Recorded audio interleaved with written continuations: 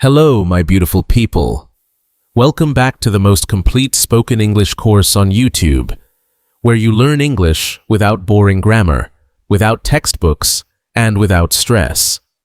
Here, you learn by listening to real-life stories and answering simple questions that will boost your fluency. Today's story is called The Day I Cried Alone at Recess. Let's begin. It was a sunny Wednesday morning. 12-year-old Mia walked into school with her backpack slightly heavier than usual, not because of books, but because of feelings she didn't know how to carry. She had started at this school only 3 weeks ago. Her family had moved to a new town after her dad got a new job, and everything in her life had changed overnight. New house, new neighborhood, new school, new faces. The first few days were hard but manageable. Her teacher, Mrs. Rayner, was kind. The classroom was bright. She had even shared her crayons with the girl sitting next to her on day one. But slowly, the discomfort began. In group activities, no one picked her. At lunch, she sat at a table where others avoided eye contact. She would smile at classmates, only to be met with a cold glance or a giggle that wasn't shared with her. Still, she tried. Every day she said hi to someone new. Every day she hoped that maybe this time someone would sit next to her at lunch. But the seat always stayed empty.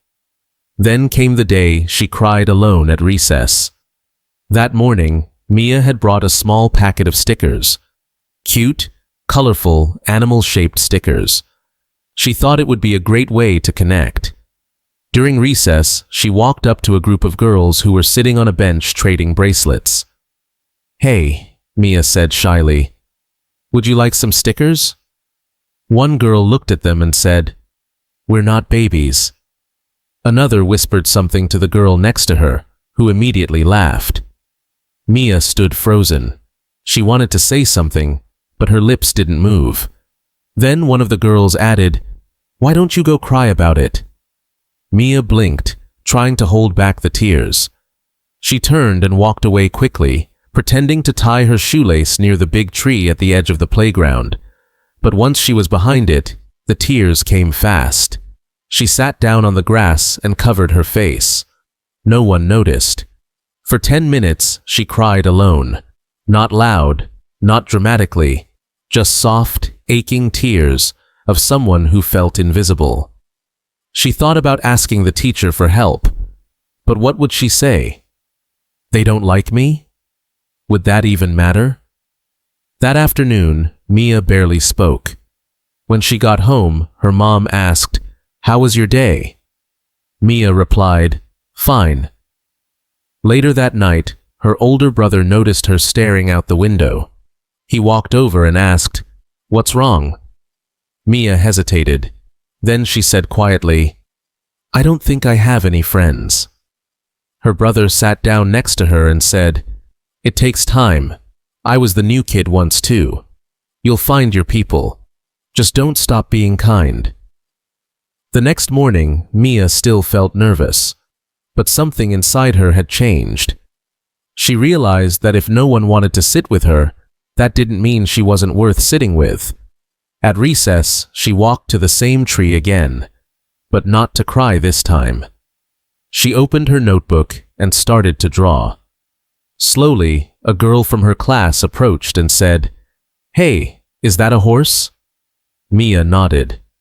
The girl smiled and asked, "Can you show me how to draw it?" Mia said yes. They sat together and drew for the rest of recess. It wasn't magic. It didn't change everything, but it was a start. Now, it's time for your quiz. Let's test how much you understood from the story. Remember, answer out loud, and you have 5 seconds to respond after each question. Ready? Let's go. Why did Mia move to a new school?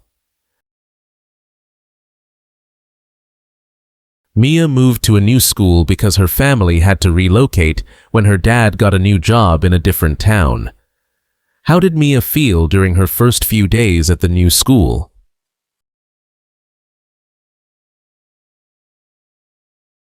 At first, she felt nervous but hopeful, especially when the teacher was kind and she shared crayons with another student. What did Mia bring to school hoping to make friends?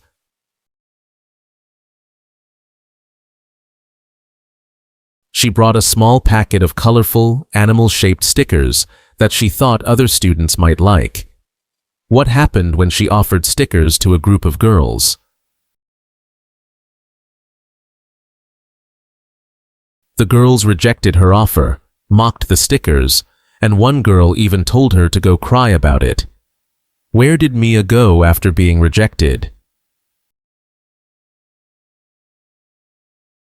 She went to the big tree at the edge of the playground, sat behind it, and cried quietly alone. Why didn't Mia tell her teacher or mom about the situation?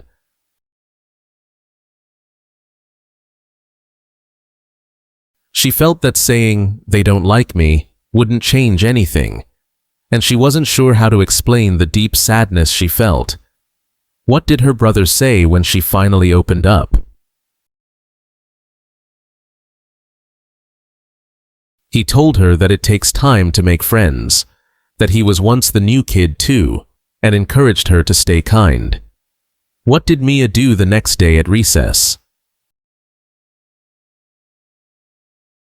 Instead of crying, she went to the same tree and began drawing in her notebook. Who approached Mia while she was drawing? A girl from her class noticed her drawing and asked if Mia could show her how to draw the horse. How did this moment change things for Mia? It didn't solve everything, but it gave her hope. She connected with someone, and it was the beginning of a potential friendship. Great job. Even if you didn't get all the answers, remember, the goal is to practice speaking and listening. Now let's go over some vocabulary from today's story. Let's take a closer look at some key words and expressions from the story. Ache, to feel pain, especially emotional pain. Example, her heart ached when she sat alone during lunch. Invisible, not seen or noticed by others. Example, he felt invisible when no one talked to him. Recess, a short break in the school day for children to play outside. Example, during recess, students go outside to play or relax. Shyly, in a timid or reserved way. Example, she smiled shyly when introducing herself. Mock, to make fun of or laugh at someone in a hurtful way. Example, the group mocked him for his clothes. Hesitate, to pause before doing something, usually out of fear or doubt. Example, she hesitated before answering the question. Relocate, to move to a new place to live or work. Example, the family relocated to a new city after the job offer. Pretend, to act like something is true when it isn't. Example, he pretended to be happy, but he was really sad. Connection, a bond or relationship formed between people. Example, they made a connection through their shared love of art. Hope, a feeling that something good will happen. Example, even when she was sad, she still had hope. Thank you so much for watching this video until the end. You are doing something amazing by learning English with stories. If you enjoyed this lesson, don't forget to like, subscribe, and share this video with your friends so more people can enjoy these stories and learn English the easy way. This is Docentes DigitalesTV, where you learn to speak English fast, easy, and with confidence. See you in the next video.